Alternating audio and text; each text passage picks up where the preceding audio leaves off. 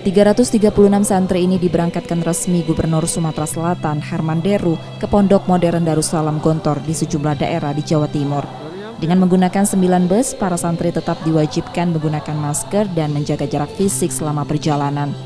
Satu bus diisi 25 orang dengan kapasitasnya 50 orang dan disediakan cairan pembersih tangan, termogan, serta cairan disinfektan agar kebersihan tetap terjaga hingga ke tujuan.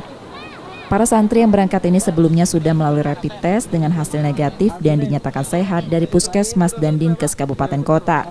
Mereka juga diwajibkan menunjukkan surat karantina selama 14 hari saat tiba beberapa waktu lalu sebagai syarat untuk kembali ke tempat pendidikannya. Pemerintah Provinsi Sumatera Selatan juga sudah mengadakan beberapa jenjang sampai dengan di rapid test. Jadi kesehatan santri diperiksa, rapid test, juga begitu juga saat mereka datang dulu.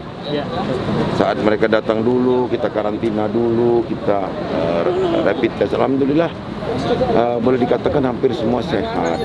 Nah, konfirmasi tentang bahwa mereka sudah siap diberangkatkan itu tentu dari alma maternya, bahwa Gontor sudah mulai secara bertahap menerima kepulangan, artinya menerima kembalinya para santriwan santriwati. Aktivitas belajar di pondok pesantren itu rencananya akan dimulai pada 22 Juni. Diharapkan para santri dapat menjalani pendidikan dengan baik dan serius di masa normal baru saat ini. Reski Oktora, Muklas Diferensial, Trivida, Kompas TV Palembang.